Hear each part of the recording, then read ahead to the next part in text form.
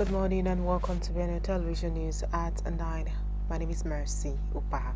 The headline: Benue State Government awards contract for construction of roads across the states. Organized labor kicks against Federal Executive Council's decision to step down memorandum on minimum wage.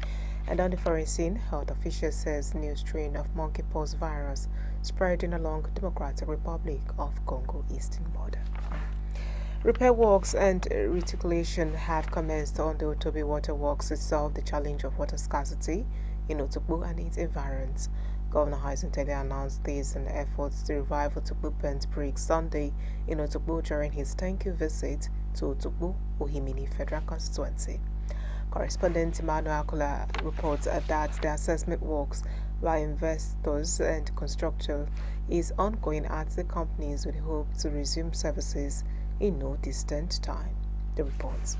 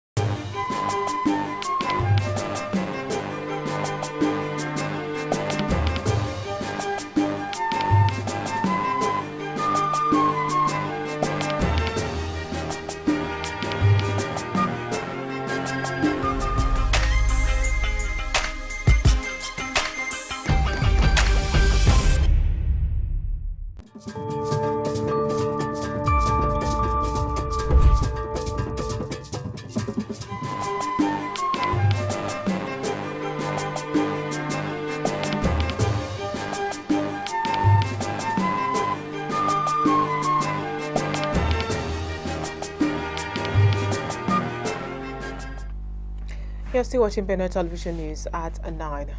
Commissioner, Ministry of Health and Human Services, Dr. Yemar Otesi, has advised the need to mold children into adulthood with proper socio-psychological schemes from mentors. Dr. Otesi made the observation Thursday in Makudi during maiden public unveiling ceremony and investiture of Advisory Board of Teenagers Care for Sustainable Development Initiative, TFI.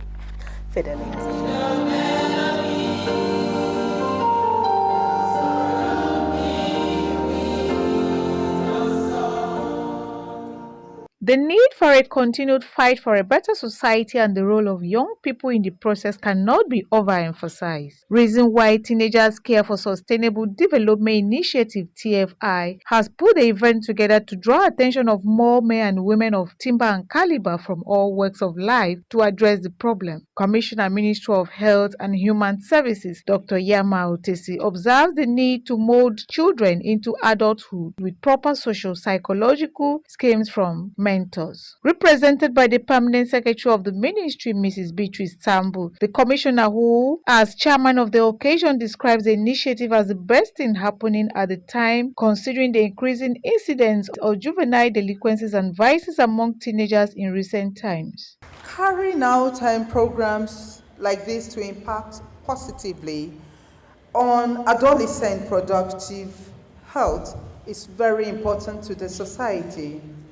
This will enable us, will help in curbing and prevailing social vices ravaging our society today. The Executive Director TFI, Mr. Loture Idoko, talks on the initiative, saying he has had the burning passion to always impact teenagers positively so as to create a better society. The Lord laid that vision on my heart when it comes to teenagers, to raise them and give them a solid foundation. And that's how TFI was better. We envision a wholesome teenager who is relevant to the society and positioned for societal influence. We are saying it's important that we raise teenagers who know so much of academics, for example, and also know so much of religion, know so much of society, and know so much of God. It's a wholesome teenager that will have a more balanced life. Director General Benue Television Corporation Dr. Patience Achakpaikyo promises continued partnership with organizations that champion the cause of a better society. Represented by Head of Programs Benue Television, Mr. Tebe Agabi, the Director General says as a stakeholder, it is important to acknowledge the initiative that is seeking to address the problem of identity crisis among young people as a means to help stabilize the society and assures of efforts by the corporation to complement the program through effective publicity. With the unveiling today and with the caliber of people we see on that team, we are very sure that TFI will go places. We see an organization that will go beyond Benue. We see an organization that will be celebrated by Nigeria. We see Africa celebrating TFI. And we see the world celebrating this noble organization. On our part, in the area we are already contributing, that is the area of awareness creation and publicity. We are in and we are ready to do more. Highlights of the event include presentation of certificates to the advisory board and entertainment from teenagers. Fidelia Zashaondu, Benue Television News, Makudi. A Benue indigene, Mr. Emmanuel Otache, has been a victim of a building collapse, and he is in dire need of assistance to enable him begin life again. Mr. Otache has half paralyzed for over 4 years following an accident that claimed his family in Lagos State. The victim, who walked into the premises of Benue Television Wednesday on crutches, is in need of 11 million naira for surgery on his spinal cord and leg. Correspondent Emmanuel Akula interacted with him and brings us details of the reports. Accident is an unfortunate incident that happens unexpectedly and unintentionally, typically resulting in damage or injury. This unfortunate incident has befallen a Benue son, Mr. Emmanuel Otache, who is from Opaha village of Apa local government area. He lost his entire family of a pregnant wife and 3 children in a building collapse on the 12th of October 2019 in Lagos that left him unconscious for 7 months. He narrates his ordeal. I came back from work, never knew that is the last time I sight on my family. The next thing I heard, boom. It was after 7 months that I was told that a building collapsed and hit our own building and buried all of us. Mr. Otache, who is now in Makudi, the state capital, has no place to lay his head and with no means of sustenance. According to him, he has written for help, but none has come. He is, however, hoping that spirited individuals and organizations will come to his aid. I've written a letter to Benue State government several occasions. Even the documents are here. Written from the Kosofe local government, my local government in Lagos State, to Honorable Chairman, from Honorable Chairman to OPD, Public Defense, from OPD down to Alausa Ikeja, to non-Arabian. So my nation, Nigeria, whoever you are, I'm here pleading. I'm not here for any case. I'm begging for me to undergo my surgery. Mr. Emmanuel Otache, until the unfortunate incident, was into business of phone repairs and sales of accessories. He is hoping to resume the business with the assistance of spirited individuals. Emmanuel Akula, Benue Television News, Makudi. The Managing Director of Benue Investments and Property Company Limited, BIPC, Raymond Asmakaha, has sought a partnership with the Task Force on Illegal Levies to tackle arbitrary market prices in Benue State. Asmakaha made the request Tuesday when he received on call to call members of the Benue State Task Force on Prohibition of Illegal Levies in his office in Makudi. The MD emphasized the need for collaborative efforts to address the issue of exorbitant prices in markets across the state, citing instances where products are relatively cheaper in other states such as Nasarawa, Kaduna, Lagos, and Abuja, which is even the nation's capital, than in Benue State. According to Asmakaha, BIPC is committed to supporting local businesses and promoting economic growth. He, however, lamented the arbitrary market prices hindering the collective growth of the state. Earlier, TV Gbinda, leader of the task force and senior special assistant to the governor, youth organization and illegal levies, expressed readiness for the partnership, acknowledging the critical role of private investment sectors in driving economic development. Gbinda commended the managing director for his initiatives in creating viable businesses. He said Benue State Task Force is willing to work with BIPC to tackle arbitrary market prices. We'll go for a short break. When we return, we'll bring you more updates. Please stay with us.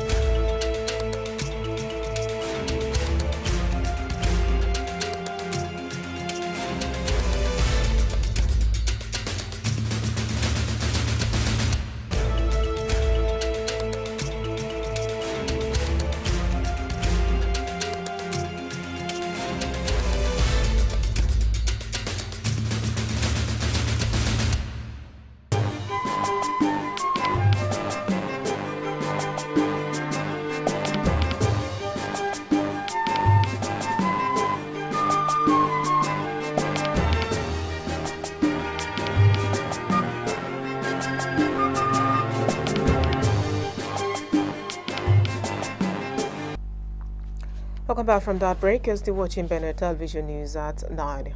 The Senate Thursday said there was no request from the presidency to approve the purchase of a presidential aircraft. They equally said that no anticipated blackmail can stop it from approving the purchase of the presidential plane if the need arises. The Senate also clarified that there was no request for the approval of the purchase of a presidential jet before it. This was made known at the plenary Thursday by the Senate President, Godswill Akpabio, when he clarified social media news on his comments on the purchase of the plane. Before Akpabio's comment, the Senate leader had earlier raised the issue, stating that some elements in the fifth columnist were dishing out propaganda to the public about the Senate as it regards the purchase of the presidential fleet. The House of Representatives on Thursday passed the 2023 Appropriation Act Bill 2024. The Legislative Chamber also passed the 2023 Supplementary Appropriation Act Amendment 2024. The Legislative Chamber voted in support of all the clauses contained in the two bills. The bills seek the extension of the implementation of the capital aspect of the 2023 Appropriation Act from June 30th, 2024 to December 31st, 2024, as well as the extension of the implementation of the 2023 Supplementary Appropriation Act from June 30th, 2024 to December 31st, 2024. Reports said President Bola Tinubu presented the two bills via a letter transmitted to the Parliament, which was read on the floor of the House by the Speaker, Tajuddin Abbas. The bills are titled the 2023 Appropriation Amendment Bill 2024 and the 2023 Supplementary Appropriation Amendment Bill 2024. Recall that the House originally billed to reconvene on Tuesday, July 2nd, 2024, cut short its holiday to consider the two executive bills transmitted to it by the President. At the resumption of the plenary, the executive bills were read for the first time, and while it was being read for the second time, House Leader Julius Ihumbiri noted that there was no alteration of the contents of the 2023 supplementary budget, but a request for an adjustment of the date to enable the administration to complete the projects that have been started. The Katsina State government reported an outbreak of cholera in the state, with 110 suspected cases identified so far, saying that 2 cases have been confirmed in the Kudasa local government area. Kabir Suleiman, the incident manager and director of epidemiology at the State Primary Healthcare Development Agency, disclosed these figures during a press briefing held at the agency's Emergency Operations Center. Suleiman also announced that the state government has initiated plans to construct approximately 102 health facilities across various local government areas, LGAs. He also highlighted ongoing efforts to implement other interventions aimed at addressing the outbreak, including improvements in water, sanitation and hygiene wash facilities, solar-powered installations, and the rehabilitation of boreholes in several local government areas. These measures are part of the government's strategy to contain the spread of cholera and improve healthcare infrastructure in the state. And let's now join Lois Yotem, who is on standby for business news. Over to you, Lois.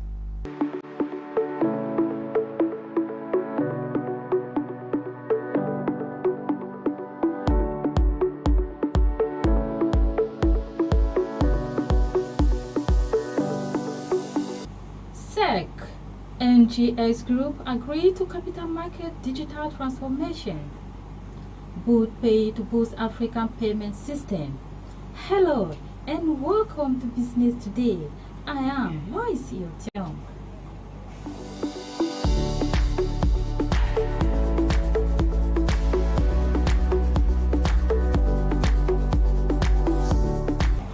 The Securities and Exchange Commission (SEC) and Nigerian Exchange Group (PSC) have affirmed their dedication to the comprehensive digitization of the capital markets, aligning with the transformation strategy outlined in the Revised Capital Market Master Plan. The announcement came during a press briefing and stakeholder engagement session held at the NGX in Lagos. Both organizations detailed their collaborative efforts to develop a digital solution aimed at transforming the primary market equity capital raising process with a focus on public offers and rights issues. Subject to SEC approval, this innovative platform represents a significant advancement in digitizing the capital raising process for issuers. Stakeholders are expected to benefit from enhanced efficiency, streamlined due diligence capabilities, ease of use and accessibility, faster information dissemination, and seamless compliance with regulatory requirements, among other features. Dr. Emomotimi Agama, Director General of SEC, addressed stakeholders, stating that he would like to commend NGX Group and all partners on this development. This digital information initiative is a statement to our shared commitment to fostering an innovative, efficient, and reliable capital market embedded in the Capital Market Master Plan. By leveraging technology, this can attract the younger generation of investors, enhance regulatory oversight, and create a world-class market. This digitization will play a crucial role in setting a new standard for capital raising in Nigeria and enable the capital market support to achievement of the $1 trillion economic target of the current administration. Temi Popola, Group Managing Director, Chief Executive Officer of NGS Group, emphasized the platform's significance, stating that this platform marks a pivotal moment in the evolution of the Nigerian capital market with the support of the regulator and our stakeholders.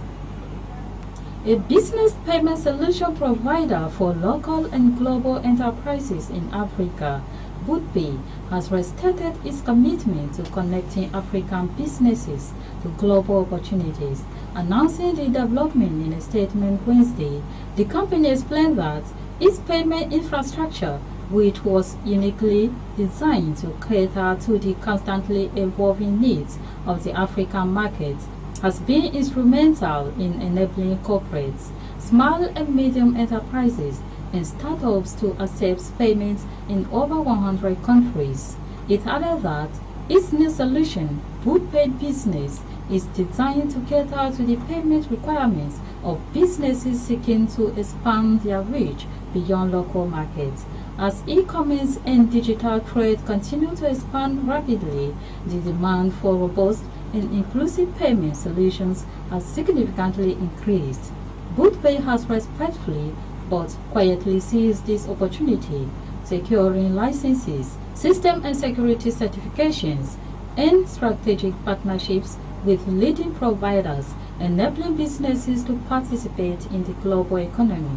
The statement reads in part, speaking on the company's achievements, the Chief Executive Officer of BootPay, Wale Hassan, said the company is humble and at the same time proud to have earned the trust of over 20,000 businesses across 3 markets in the last 2 years. According to Hassan, while the payment industry is already quite robust, BootPay identified a distinctive opportunity to redefine the global payments landscape for African businesses. The outstanding feedback from our merchants on the business impact of integrating BootPay into their payment system has been very validating. Despite these milestones, its mission is to power global trade and drive economic growth beyond borders. He added that BootPay business boasts a suite of unique solutions that streamline payments processes and enhance business efficiency.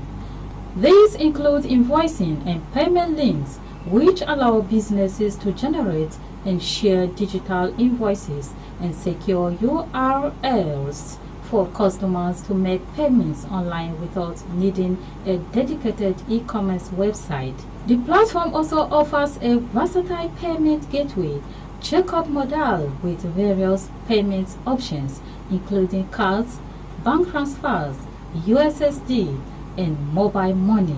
Additionally, BootPay Business provides team collaboration features, enabling businesses to allow team members to delegate payment operations effortlessly.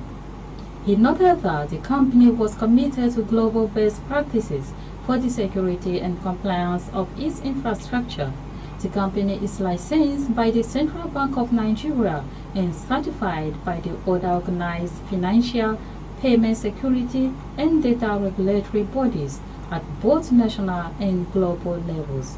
This has enabled BootPay to earn trust of its customers who value the platform's reliability and security. With its robust measures and partnerships, BootPay has demonstrated readiness to empower African enterprises to thrive in both local and international markets. That's it on Business Today. Many thanks for watching. I am Lois Iotiong. Do stay tuned for the rest of the bulletin.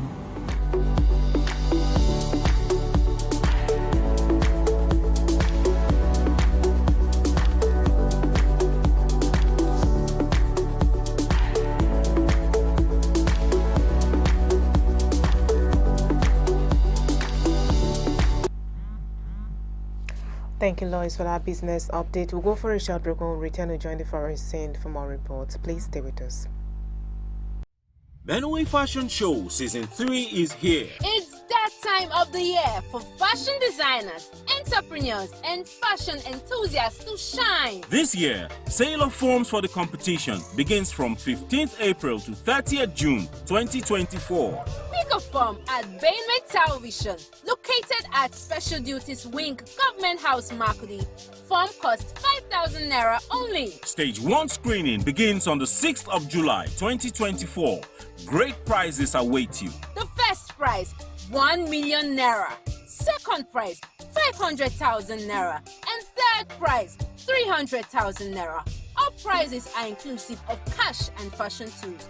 Also, consolation prizes and gift items. For sponsorship, partnership and inquiries, please call Benue TV Marketing on 0906 188 9838 or 0703 794 5569. Benue Fashion Show, embracing fusion fashion. Benue Fashion Show.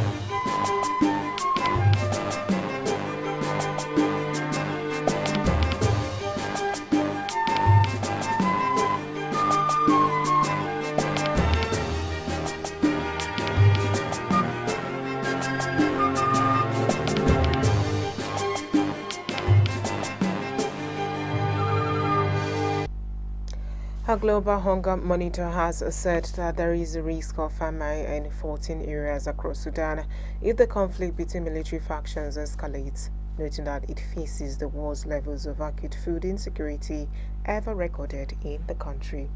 In its assessment published on Thursday, the Integrated Food Security Phase Classification (IPC) said after more than a year of war, some 755,000 people are facing disaster, the most severe level of extreme hunger, while 8.5 million people, or 18% of the population, grapple with food shortages that could result in acute malnutrition and death. The conflict started in April 2023 between the Sudanese Armed Forces (SAF) under Army Chief Abdel Fattah and the Paramilitary Rapid Support Forces (RSF) led by his former deputy Mohamed Hamdan Dagalo. The United Nations Hunger Monitoring System said an increase in fighting would further restrict aid access to threatened areas, warning of a realistic chance of famine in several areas, including parts of Darfur, Khartoum, Kordofan, and Gezira states. The IPC said approximately 25.6 million people are likely to experience high levels of acute food insecurity between June and September. Police in Kenya fired tear gas at small groups of demonstrators in the capital Nairobi on Thursday as William Ruto agreed to scrap contentious tax hikes and called for dialogue following deadly protest. The protest this month, led largely by young Gen Z Kenyans, caught the authorities off guard as Ruto's government recoiled between taking a tough line on the protest and issuing appeals for dialogue with the demonstrators. Dozens of protesters made their way to Nairobi's central business district on Thursday, with soldiers deployed and police in anti-riot gear blocking access along roads leading to states.